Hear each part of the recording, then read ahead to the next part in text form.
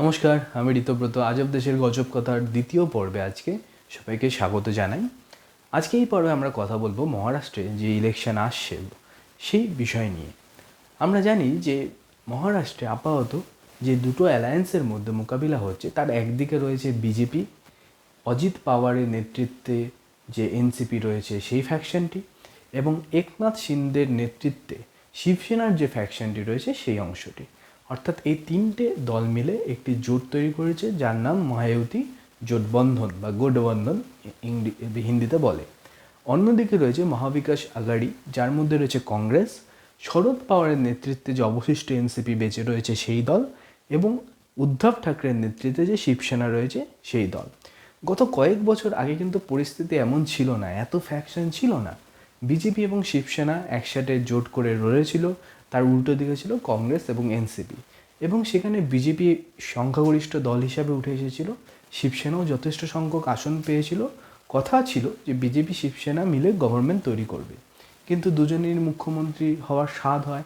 BJP চায় দেবেন্দ্র ফডণবীস হোক মুখ্যমন্ত্রী, আবার শিবসেনা চায় উদ্ধব ঠাকরে হোক। একটা দ্বন্দ্ব বাঁধে।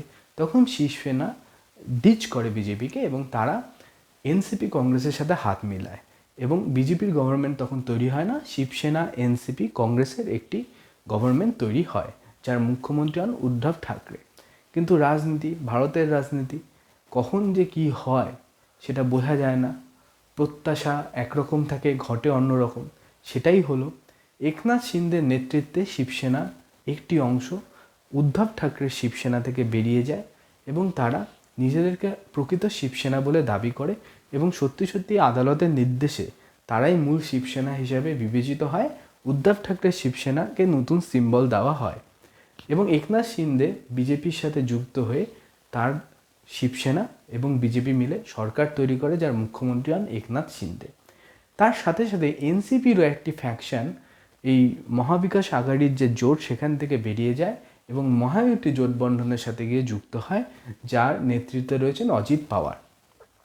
এভাবে এখন দুটো পার্ট হয়ে গেছে, একদিকে রয়েছে বিজেপি আর এদিকে রয়েছে কংগ্রেস। বিজেপির সাথে রয়েছে অজিত পাওয়ারের নেতৃত্বাধীন এনসিপি এবং একনাথ শিন্দের নেতৃত্বাধীন শিবসেনা।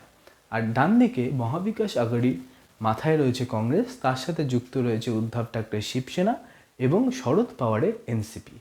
এই পরিস্থিতিতে আমরা দেখি যে গত লোকসভা নির্বাচনে মহায়ুতি জোটবন্ধন কিন্তু খুব ভালো ফলাফল করতে পারেনি। যদিও দুটো যে অ্যালায়েন্স তাদের ইন্ডিভিজুয়াল যে ভোট শেয়ার সেটা কিন্তু 44% ছিল, কিন্তু আসনে ফারাক হয়ে যায়। মহাবিকাশ আঘাড়ি সেখানে 30টি আসন পায় 48টির মধ্যে, আর বিজেপির নেতৃত্বাধীন মহায়ুতি গঠবন্ধনের ভাগ্যে জোটে মাত্র 17টি আসন। এবং যদি বিধানসভার বিচারে বিষয়টিকে বিচার করি, তবে মহায়ুতির কাছে ছিল 120টির কাছাকাছি আসন এবং মহাবিকাশ আঘাড়ির কাছে ছিল 153টি আসন। তো সেদিক থেকে বিধানসভা নির্বাচন যদি তার পরপরই হয়ে যেত, তবে কিন্তু কংগ্রেসের নেতৃত্বাধীন মহাবিকাশ আঘাড়ি তারাই ক্ষমতায় আসতো এমনটাই মনে করা হয়, এবং উদ্ধব ঠাকরে আবার হয়তো মুখ্যমন্ত্রী হতেন। কিন্তু বিজেপি তারা খুব ভালোভাবে ইলেকশন কন্ডাক্ট করতে জানে।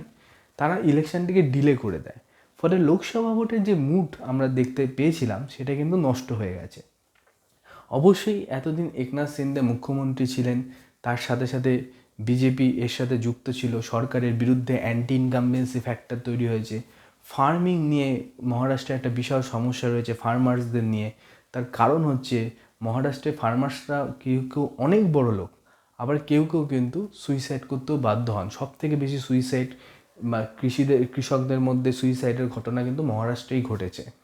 তো সেদিক থেকে কৃষকদের মধ্যে একটা অসন্তোষ রয়েছে, তার সাথে সাথে অ্যান্টি ইনকামবেন্সি রয়েছে, তার সাথে সাথে আনএমপ্লয়মেন্টের একটা মারাত্মক প্রেশার রয়েছে সরকারের ওপর। অনেকগুলো ফ্যাক্টর সরকারের বিপক্ষে আছে। কিন্তু বিজেপি এখন যেটা করেছে, যেটা তারা করে থাকে, সেটা হচ্ছে পোলারিটি, অর্থাৎ রিলিজিয়ানের তাস বের করা, এবং সেটা তারা করেছে। এবং ইলেকশনটাকে ধ্রুবীয় করবার চেষ্টা করা হচ্ছে, এবং হিন্দুদেরকে বলা হচ্ছে যে বিজেপি বা মহায়ুতি গঠবন্ধনই তোমাদের সাথে থাকবে, এবং সেক্ষেত্রে একটা সোজাসুজি পোলারিটি আমরা দেখতে পাচ্ছি। এবং একই সাথে কংগ্রেসও একটা কাজ করেছে, কংগ্রেস আবার কাস্টের তাস বের করেছে নিজেদের আস্তিন থেকে।